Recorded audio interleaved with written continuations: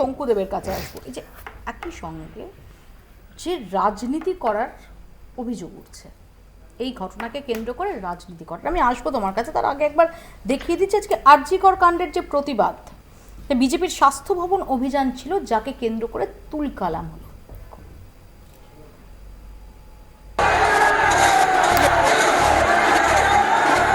পরপর পুলিশে ব্যারিকেড ভেঙে এগিয়ে চলেছে বিজেপি। গন্তব্য স্বাস্থ্য ভবন, দাবি আরজিকরের চিকিৎসক পড়ুয়ার খুন ধর্ষণের বিচার।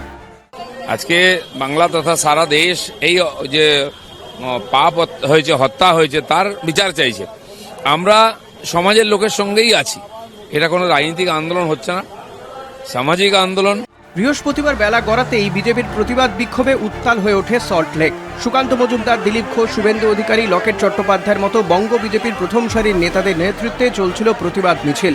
পুলিশ সেই মিছিল আটকালে শুরু হয় ধুন্ধুমার কাণ্ড। একের পর এক ব্যারিকেড ভেঙে স্বাস্থ্য ভবনের দিকে এগিয়ে যেতে থাকেন বিজেপির কর্মী সমর্থকরা। মাটিতে বসে বিক্ষোভ দেখান শুভেন্দু অগ্নিমিত্রা। বিক্ষোভকারীদের ছত্রভঙ্গ করতে লাঠি হাতে তাড়া করে পুলিশ। আরজিকরে চিকিৎসক পড়ুয়ার নৃশংস খুন ও ধর্ষণের ঘটনায় উত্তাল কলকাতা। বিক্ষোভের আঁচ ছড়িয়ে পড়েছে দেশের বিভিন্ন প্রান্তেও।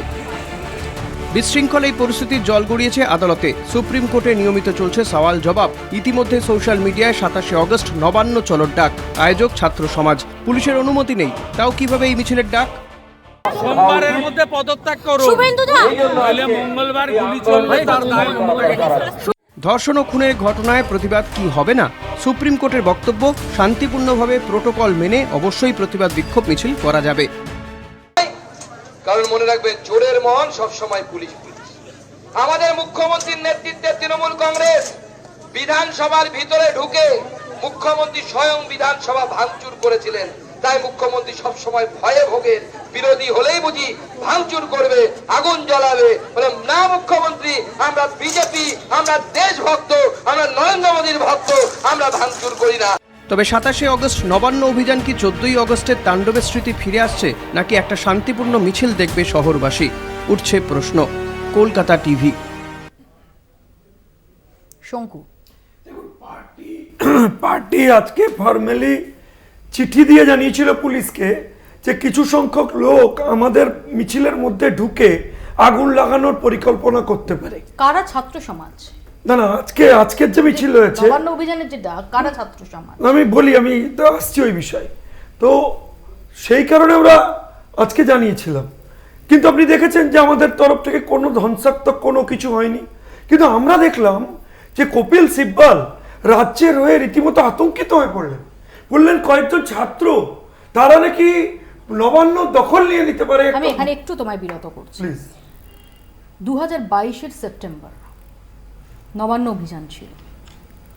সে নবান্ন অভিযানে কি চিত্র হয়েছিল? আমরা এখন যেখানে আছি তার থেকে অনতি দূরে সেখানে পুলিশের গাড়ি জ্বলেছিল, পুলিশ কর্মী, পুলিশ অফিসার তারা আহত হয়েছিলেন, মনে আছে? বহু আমাদের কর্মীদের গায়ে বেগুনি জল ছেটানো হয়েছিল, অনেকে গুরুতর আহত হয়েছিলেন। আমি আপনার হাসি পাচ্ছে, কিন্তু আপনাকে বুঝতে হবে যে ন্যূনতম প্রোটোকল ফলো করা উচিত পুলিশের। পুলিশ তা করেনি। পুলিশের মিসহ্যান্ডলিং এর জন্য নবান্ন অভিযান সেদিন এফেক্টেড হয়েছে। আজকে তো কোর্ট বলেছে যে প্রতিবাদ কিভাবে আপনি আটকাতে পারবেন নাকি? আরে আপনি যে পুলিশের বলপ্রয়োগটা আজকে প্রতিবাদ আটকানোর জন্য করছেন, সেই প্রপার পুলিশিংটা করলে আজকে এই মেয়েটাকে তো চলে যেতে হতো না। যে লোকটিকে আপনি অপরাধী বলে ধরেছেন সে তো পুলিশের দ্বারা অ্যাপয়েন্টেড একজন সিভিক পুলিশ। আপনি স্বীকার করতে পারছেন না। ও দিদি, আপনাকে মনে রাখতে হবে, একজন মহিলা হিসেবে আমি আপনার কাছে বলবো, আপনি ভেবে দেখুন কি করেছে পুলিশ। প্রথমে হচ্ছে তার বাড়িতে কমিউনিকেট করে বলেছে, আমরা কোর্টে রেখেছি আজ সারাদিন, বলেছে কি বলেছে যে এটা একটা সুইসাইডিয়াল নেচার। পুলিশ বলেনি, অ্যাসিস্ট্যান্ট সুপার। আমার প্রশ্ন একটু আগে আলোচনা হচ্ছিল, আমার প্রশ্ন যে ঘটনা ঘটেছে দাদা হাসপাতালের মধ্যে, প্রিন্সিপাল নিজে একজন ডক্টর, তিনি তো বলবেন, তিনি তো এসে ফার্স্ট রিপোর্ট করবেন, তিনি তো কাস্টোডিয়ান।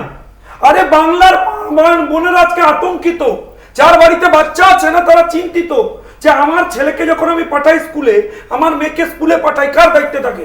প্রিন্সিপালের দায়িত্বে।